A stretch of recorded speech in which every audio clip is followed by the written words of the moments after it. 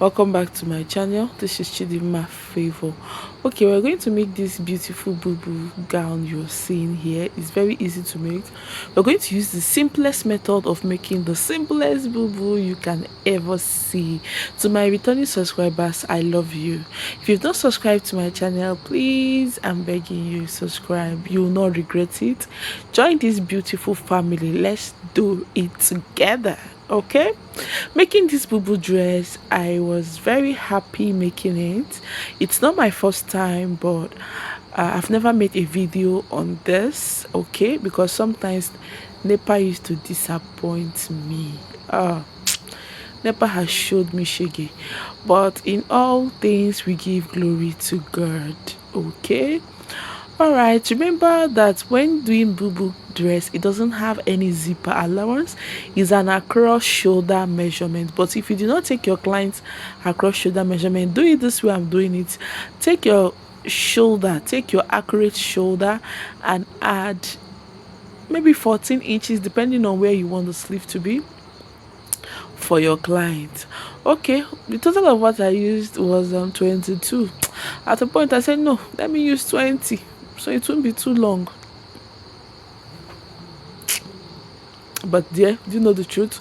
I ended up using my 22. Okay, I ended up using that 22. Reason being that when you fold it, you will see after folding it, you might end up getting 20 or 20.5. So I said, no, Joe, let me maintain my 22 in peace. I came down by 1.5 inch for shoulder slope. You can do 1 inch, but 1.5 is okay. For the neck width, okay, we are using 4 inches. 4 inches. Remember that this cloth doesn't have a zipper allowance. So when making it, you're going to consider, one of the things you will consider is the entrance of neck entrance of your client. Okay, so that's the head now. So here we are just marking out the shoulder slope to the neck width that we've already marked out, which is 4 inches. Okay, I marked 4 inches. You can mark more, you can mark less, depending on what you want. For the armhole, I came down by 10. Sorry that the camera didn't get it. I came down by 10. You can do 9, you can do 8, you can even do more, depending on the size of your client. I'm working with a very slim lady. Okay, from here I'm going down to my nail measurement. My nail measurement is important that you know the nail measurement of your client. Please don't forget to take the nail measurement of your client because it differs on height. Okay, our heights are not the same, it differs on height. All right, so that is exactly what I'm taking here, her nail measurement, because you need that to carve out your boo dress. Okay, for the length of this dress, I'm going to take the whole of the length, the whole of it. I'm going to take it. Okay, you can take the whole of the length.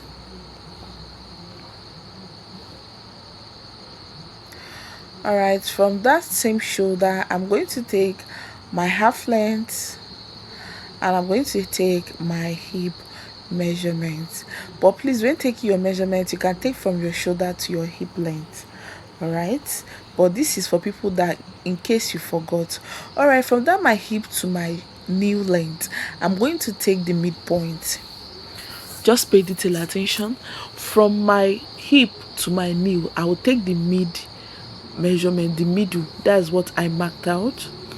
Okay, here I'm marking out what I have on my shoulder, which is that 22, just in order for me to carve out my armhole. Okay, in order to carve out that sleeve area. Here I'm taking my bust point measurement, which you don't actually need. The reason why you need it is so that you can give a curve to your sleeve. You see what I did? Just to give a curve to your sleeve. All right, here I'm going to take my hip measurement. My hip measurement. Please bear in mind that when you're cutting boo, okay, if your client is not mobile, definitely she's going to take bike. All right, she's going to take bike, so you have to be careful so it won't be too tight on her. I added extra 4 inches. From that 4 inches, I'm carving it down to my sleeve, bearing that curve, because that curve will enable me to fold. Okay, from the middle line we have created, that was where I started my curve. You can as well go down more if you want. Now you can decide to maybe come up a little before, maybe from your nail you come up by 2-3 inches, depending on what you want. Okay, what I'm doing here is that exact measurement I took for my hip,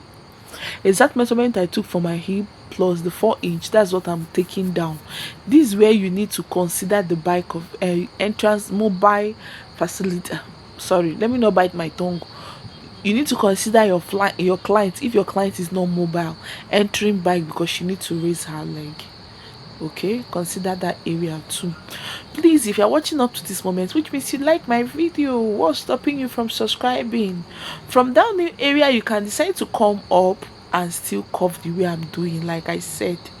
Okay, just play around with it, but consider her new area for movement and entrance of bike. That is one thing you should bear in mind, because mine is not going to have any slit, except if you're going to add a little slit at the side. But for my own, I did not add any slit.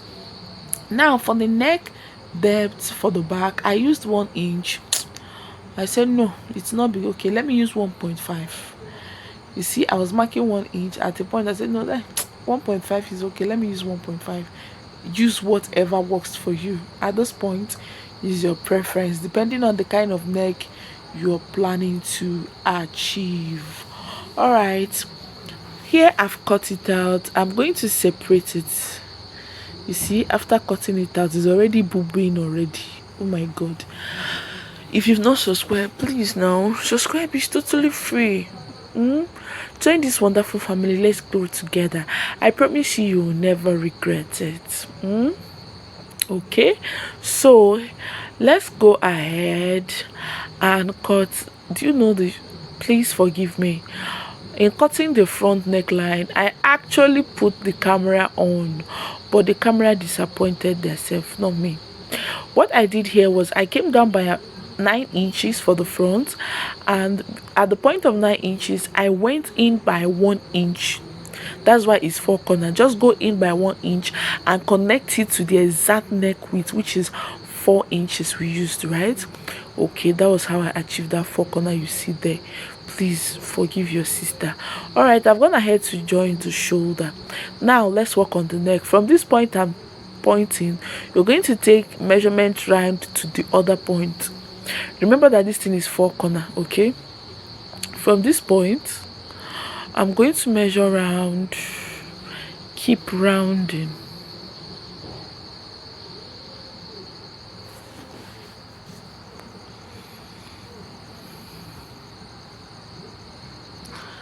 And stop at the other 4 corner. 4 corner, 4 corner to 4 corner. Okay, so I have about 23. I'll add extra 2 inches. I have about 23. I'll be sorry, 33. So I'm going to add extra 2 inches, and I have folded my fabric into two.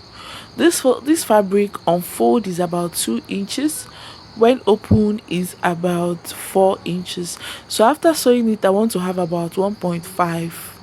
You can see 2 inches.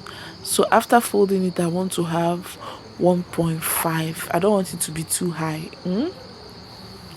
So let's go ahead and learn how to attach it.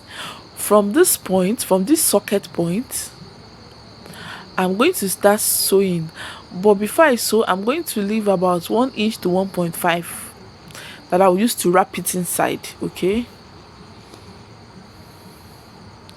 so I'll sew it from this socket, from this point, from this edge, not from the center, from this edge.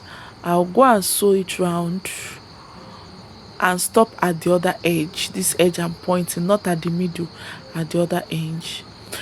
Okay, after sewing it, if you have an interlocking machine you can go ahead and interlock. Okay, you can see the middle is still open, so I'm going to create a little notch here and the same notch here. so that we can fold it in neatly. Just one jai small. Don't overcut it though, please. Just small. You can see the way I took it small, small, so that you can easily fold inside. Please, if you are still watching up to this moment, please subscribe. It's totally free. Nobody is charging you for that. It's a way of encouraging me. Okay, I like what you're doing. You see the way I folded it inside, and I'm going to use a pin to secure it and show you.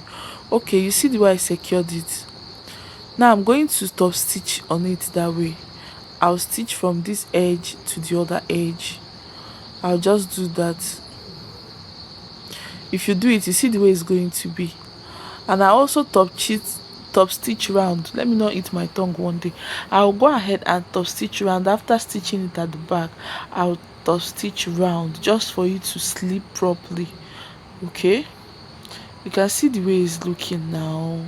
It's giving what it should give. It's giving boo boo vibes already. I've gone ahead to stitch the sleeve, hem it, join it together with 1 inch allowance. I'll go ahead and iron it. Oh yeah, now look at how the boo boo is booing. My client was so happy when she saw the clothes. And another thing in boo boo is using the right fabric. Use fabric that is soft, so it can give you that falling vibes you need. Okay, to my returning subscribers, I said I love you so much. You are one in a million, and God bless all your endeavors. And for those that have not subscribed, please, it's totally free. You will not regret it. Thank you so much, and be blessed. I love you.